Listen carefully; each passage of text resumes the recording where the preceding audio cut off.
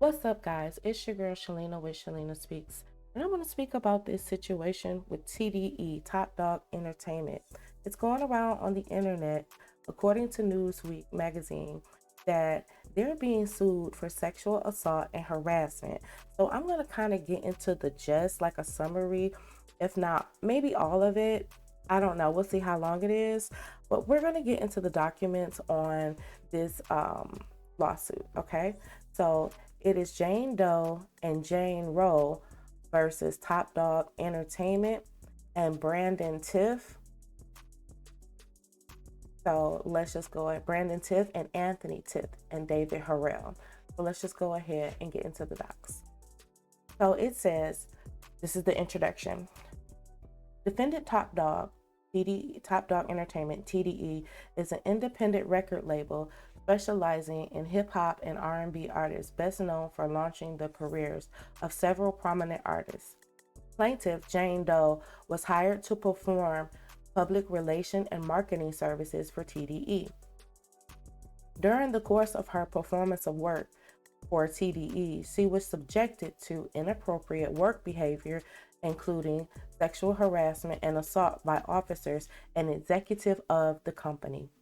Moreover, Ms. Doe was not adequately compensated for the services she performed for TDE, which reigned on its contract for payment and refused to pay her what she was owed. Plaintiff Jane Doe was a friend of one of the artists signed by TDE.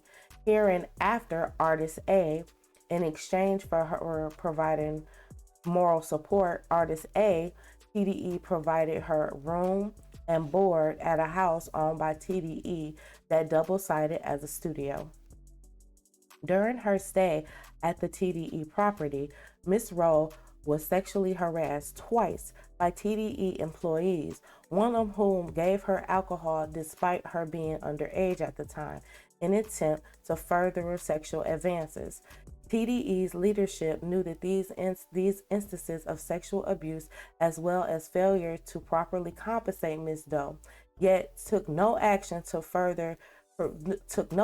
prevent further violations, discipline other individuals involved or any individuals involved, or offer supportive service to plaintiffs.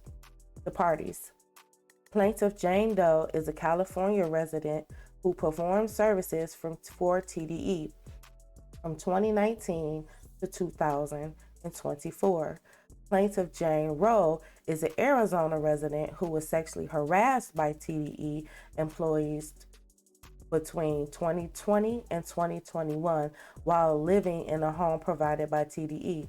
Defendant Top Dog Entertainment LLC TDE is a California corporation with a principal business located at 9595 Wilshire Boulevard, Suite 201, Beverly Hills, California 90212.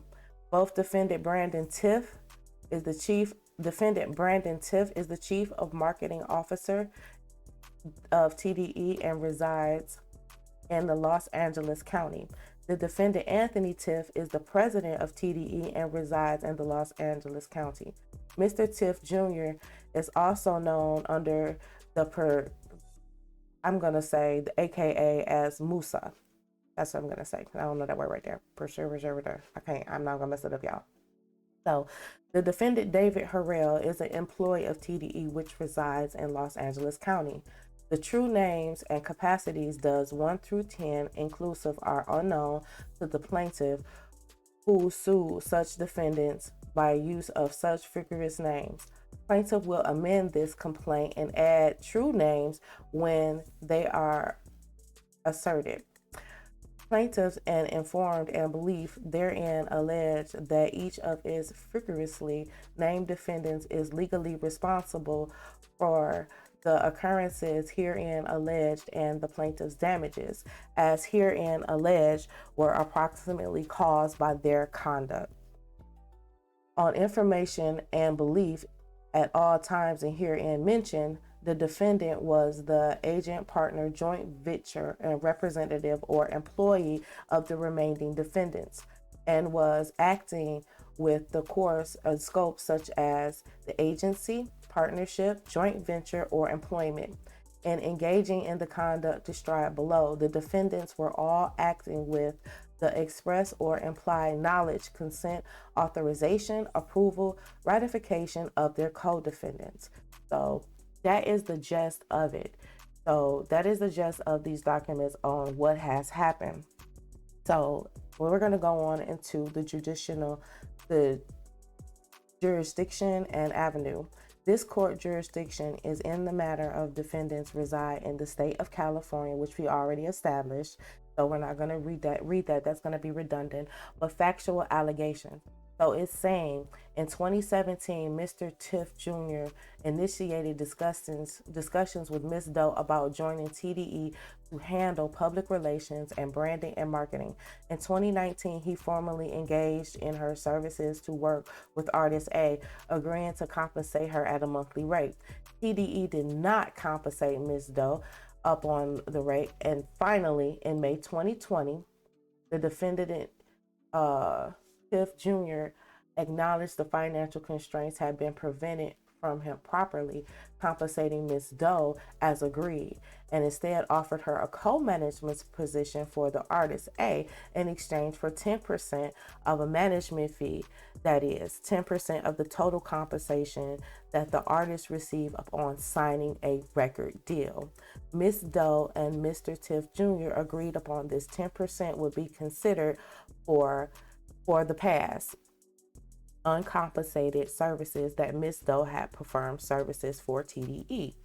In March 2023, Artist A signed a deal with Warner Records, a multi-million-dollar figure. However, TDE refused to provide Ms. Doe with the agreed upon 10%. So she didn't even get the 10%. And then it goes on to say sexual battery and harassment of Jane Doe. In January 2021, Ms. Doe was a victim of sexual battery perpetrated by the defendant Brandon Tiff.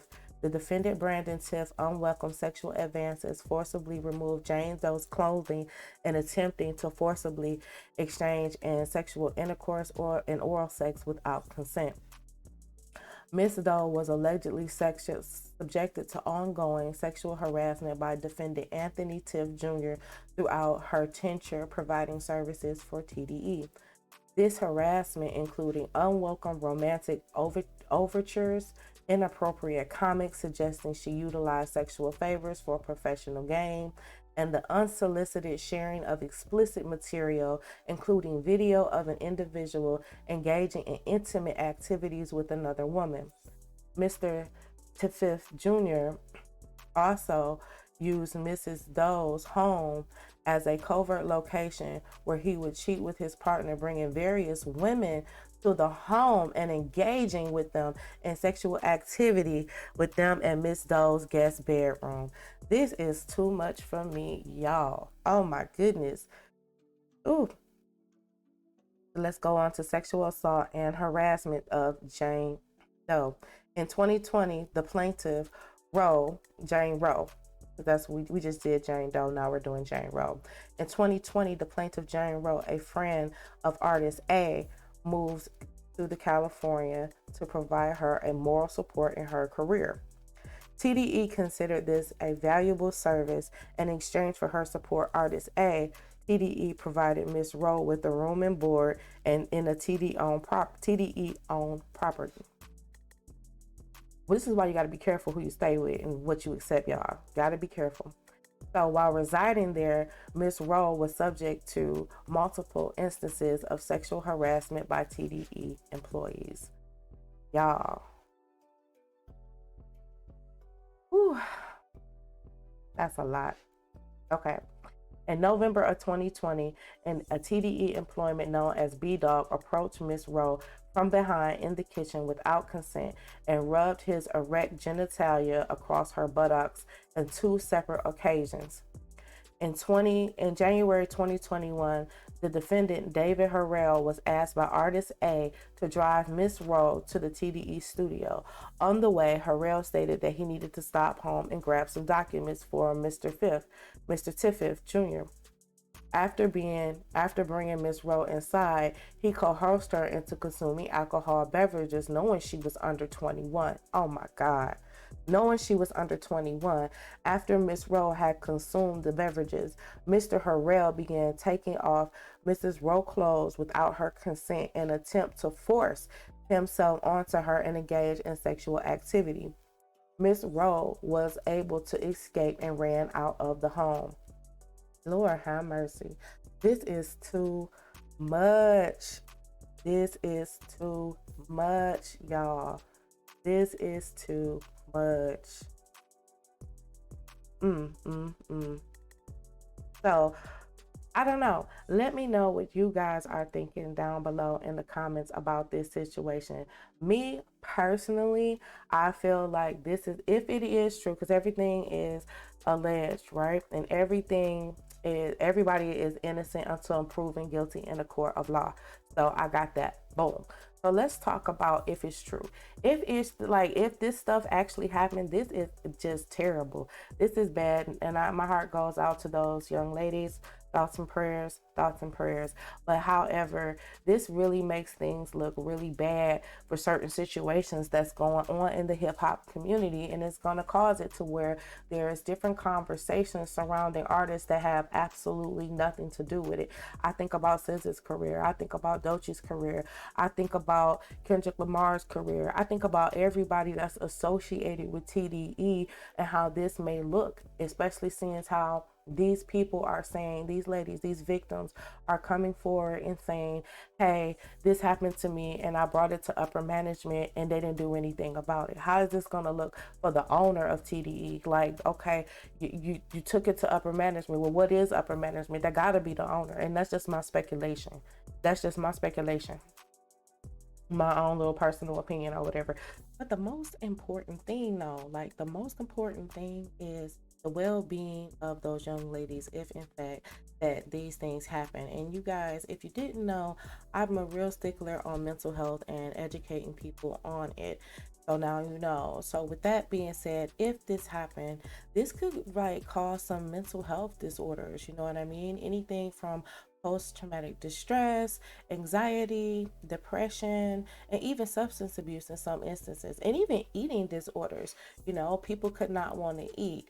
You know, people could not want to go and do their day-to-days. People could begin to feel unsafe and feel like, all right, you know, they can't even go to work anymore. So now they're associating work with something bad, you know what I mean? So that's the most important thing about it, you know. And I'm not gonna bore you, but that's just my take on it. That's just my another take on it that we need to look at for these young ladies. The flip side of it, if none of it is true, all of this mental health stress and damages to the parties that may have not committed it. So, you know, it could go either ways, but this stuff looks pretty serious. And I'm just gonna ride it out and keep an eye on it and let me know what you guys are thinking down in the comments below about this topic. And if you want me to read more court documents and things of that nature, let me know. If you like this video, go ahead and give it a thumbs up. If you really like this video, go ahead and share it with a friend. And if you really mess with it, go ahead and subscribe. Until next time, take care of yourself and others.